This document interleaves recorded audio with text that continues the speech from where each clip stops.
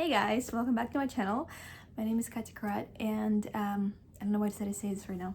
Anyway, today I want to talk with you about a meditation practice that actually literally saved my life. So here's the thing. I always wanted to try meditation, and I always knew that meditation is something that is helpful, and it's always advised if you have mental health issues and all of that. And I tried meditating for some time, which is, if you don't know what meditation is, literally when you just sit down with your thoughts and you either don't listen to anything or you have like a guided meditation when you listen to someone like telling you to breathe in and breathe out and try to not think. Well, if you are in a bad mental health state, I feel like it's literally impossible. At least for me, like that was impossible, and I could not do that at all. And that's why I tried meditation, and then I tried to do it consistently so that at some point I would be able to sit there without any thoughts, but it just never happened. And especially when your thoughts are really, really negative and all you think about is just some negativity, when you purposefully sit there and listen to that for like even a minute, you actually just want to kill yourself even more. So that's why I kind of abandoned the idea of trying to meditate for some time. And then what actually happened is that I ended up in like a really, really, really like down, bad mental state. So for a long time, I feel like I was like passive. I had a passive depression or something. That's like I had a lot of apathy. I was really apathetic, and I didn't have any drive or strive towards life at all. And what was happening is that I would just be always still and uninspired to do anything ever in my entire life. But then I got my heart broken for the first time in my life, and that really put me through a tantrum. That put me through a lot of mental health struggles, and I felt so freaking bad that I just knew something, like I needed something that was going to save me, because if I was like, if I'm not going to do something right now, I don't know if I'm going to be like staying alive, like something needs to be done. And so I remembered about meditation, because what I struggled with is ultimately mental health. That is what's happening when you are, it's like, because you sit somewhere, like you sit in your room and nothing bad is happening with you, right? You are safe, you are okay, but you just want to scream and cry and throw up all the time, and it doesn't end. And that is something that is not a nice feeling, and something needed to be done to kind of like let me be alive, because that's how I felt. So here's what I ended up trying, and that actually is something that I still do 2 years later, and it still helps me a lot. So I stumbled upon this book called No Bad Parts by this author. I don't remember the author, but this is the book. Honestly, I didn't even finish reading the book, but when I just got the idea and I decided to try it out, and it actually genuinely changed my life. Guys, so this advice is for anyone who just meditation doesn't work for you, but you think that some form of it would work for you. So it's not even meditation that he's suggesting there. It's like a therapy thing where you imagine different parts of yourself as different personalities. So he actually describes a process of how you can end up figuring out like how many parts of yourself do you have. And it's something that actually therapists use with people who have severe mental health conditions, as in like schizophrenia or multiple personality disorder. That's when you can find a way to talk with these patients, when they just like differentiate in their head between different parts of themselves. But if we are just stay on the ground and we don't talk about like a serious mental health conditions, I'm talking about just like you're really, really like down bad because of something. I think that for me, it is also described in the book that it can actually be useful for just an average person, for any person who is struggling with mental health. So what first I did is that I, went through the process in the book, and that I like kind of identified these like parts of me, and then I would start interacting with them in my brain. And so the thing is, like, you imagine like kind of a place where they all meet and then they talk, and you kind of just listen to the conversation and all that. And I kind of come up with a practice myself that works for me perfectly. And it's also something that he kind of suggests in the book, but the specific technique that was in the book didn't work for me, where it's like multiple. It was just like too much for me. I was really just, I needed like another person that I can talk to, but that was also within me. So what I ended up doing is what I call meditation with my child self. And that is, I have a certain place that I imagine in my brain, it always looks the same, where my child self lives. And what I do is that I put on some calming music, and I close my eyes and I imagine that I am in this place, and then there's my child self. And my child self, it's like, it can be from 2 years old to like 16 years old, or whatever, like whatever my past self that I consider my child self for right now is, right? And it's like whatever is needed in the moment, and it just kind of like, if you have a good imagination, it just kind of happens. And for me, this was such an amazing tool to kind of tune in with my actual feelings, because I feel like I was neglecting myself, and I had a lot of self-sabotage tendencies and all these kind of things, and I could not, like, I didn't listen to myself at all, and I was not in touch with myself and my needs and my desires. And if you feel like you have the same problem, I think this is something that could really, really help you. So what you need to do is just like, you imagine that there's this your child self, and the first time I imagined this, and like I tried to do this meditation,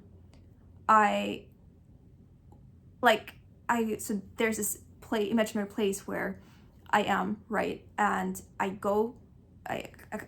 appear there, and I go towards my child self, and there, like, it's like I was not friends with my child self. My child self was like, so this little girl that I see that is little me, and you can imagine, because how your child self looks, and I look at her, and she's scared of me, and she's crying, and she runs away from me, and she, like, we were just like not friends, you know what I mean, like metaphorically, but it's really how I felt, like not in tune with myself. And this, like, step by step, I would try to genuinely like become friends with my child self, and like, because she was in so much pain, she was scared, she was crying, she was like completely mistreated, and she wasn't heard for such a long time. And she, it's kind of like they say, you need to become who your child self would need if you want to, like, be a good person. And sometimes it's hard to really understand, like, what would that mean, because you don't always just know on the head of what your child self would want and would need. But I feel like that visualization practice just literally shows you what it is. And time after time is that I would come again to her, as in, like, I would just wake up and do this meditation again, and time after time we would become a little close, and then she would start trusting me. And then another thing that you can do that is also in the book is then you start kind of like inviting people that to this place, and you look at the reaction of this your child self to these people. And sometimes we don't really understand our own feelings, or we have some sort of intuition about someone, but they appear to be nice, or they appear to be normal, but we have a bad intuition about them. And it's sometimes hard to actually tune in into your own feelings and like what you think about someone, because your rational brain kind of takes power. And literally the best, like, go-to thing for me now is whenever I meet a new person, or if I think about someone from my past and I'm not sure what I think about them, or whether like whatever judgment I have to make about another person and their relation towards me, and like their attitude and their character, I know who to ask, and that is my childhood self. And when we appear in this place, and then I invite that person, so I just like imagine if they're there, and I look at my childhood self, and like it's crazy how some people, like my childhood self, would like start hugging me and be scared and be like super like wary of that person, or sometimes she would literally like run towards that person and want to hug them, and that would always just tell me everything about my actual feelings towards anyone. If I'm not sure what I feel about them, if I'm not sure about their character, if I'm not sure if they're really a good person, that's just like the only thing that I need to do. And yeah, so these are a couple of things that you can do, and it's like, another thing that I do now is, if I'm not sure about some decision in my life, or I'm not sure whether I want to do something or not, like if I'm being indecisive, if I am just confused, if I'm just lost, especially it helps when you are lost and it's like you need to literally get back on track. It always works for me that I come to my childhood self, and she always knows. And like sometimes right now, my childhood self, honestly, like when I first like met her in this meditation practice, she was like really scared little girl. But now I feel like because we became kind of friends, she's grown up and she is so much wiser than me sometimes, because she knows exactly like what I want, you know, because it's like she knows what I truly need to be happy in life. And me, sometimes, you know, I have this external ideas, I have people advice, people judgment, all of this, and like obviously it affects me and kind of fogs my brain. But then whenever I talk to my childhood self, she always knows what to say, and she'll always know how to like put me back in place and be like, wake up, stop chasing somebody else's dreams, stop pretending like you actually want to be around this person, stop being fucking stupid. It's like sometimes she really checks on me and she is like, that bitch, you know what I mean? And I'm like, oh my gosh, you're so wise. Which I don't know if it sounds crazy or delusional to some people. It's like, what do you talk to your childhood self? Like, how does that work? But you guys, like, if you've ever felt like disconnected from yourself, if you ever felt like you don't know yourself, you don't understand yourself, if you don't know what you truly want, if you've ever felt like I actually am so lost, and I feel like a lot of people have felt this way, I don't know why, but this fucking works. Like, I can literally feel like I have no idea what to do, and then I will do this meditation practice. I'll sometimes, like, oftentimes I end up crying like while I'm doing it, because like I'm literally like hugging my childhood self, and I'm always, you know, think about how it's whatever I needed when I was a little kid, for real, and that this is me like being that person for me. And then I would, every single time I would end the practice, I feel so much more sure about myself, about life, about my decisions, about what I want to do. And it's like when I'm so scared or when I am just confused, I can always ask my childhood self now. And it's weird because I feel like when I just started this practice, I really just, we were completely disconnected and we were like enemies. And now we can rely on each other, you know? It's like if she is scared, I can always say like, no, I'm here to support you. And if I am lost and confused, she's like, girl, this is what you need to do.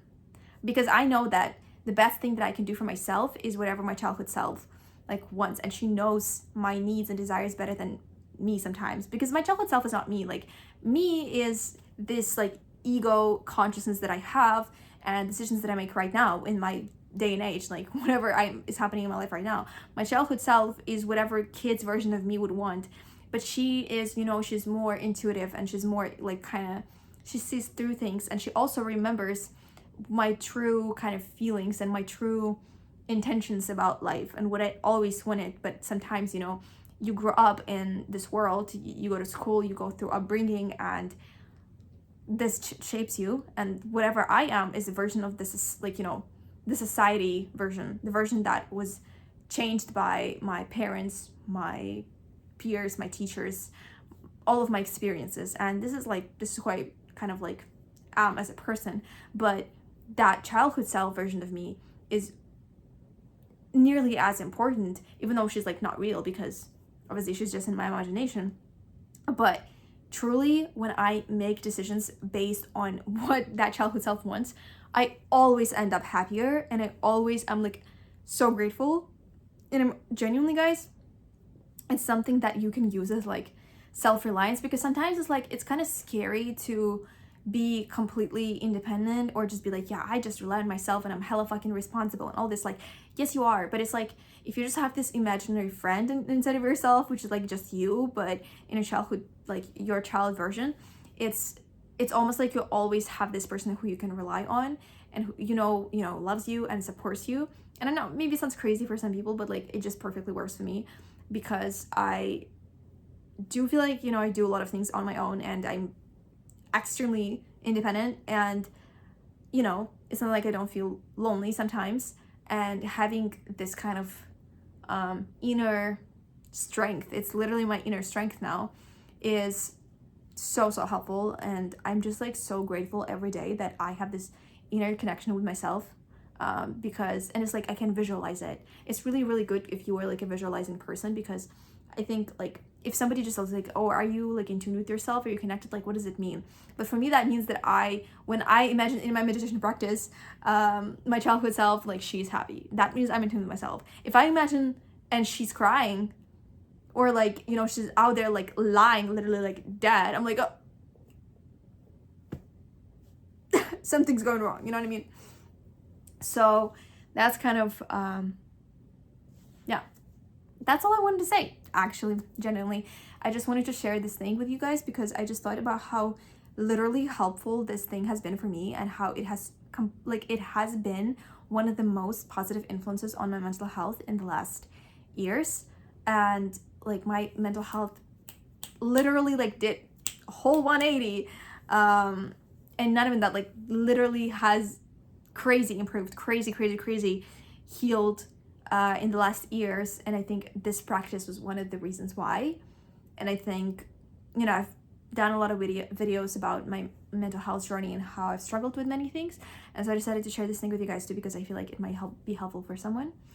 And yeah, that's also kind of like, I feel like it's not a sign, but like I just think that, you know, when it comes to improving your mental health, there are so many different ideas and kind of like techniques that are out there on the internet, and I don't think that everything's gonna work for you specifically. Like, for example, there's journaling, and like me, I don't like to journal with prompts or journal every day. So like I just journal whenever I want to. And I'm just saying that you can adjust every single technique that is out there towards your specific needs and desires. Like even like I read that book and like kind of like rearranged the whole idea in a completely different way that works for me.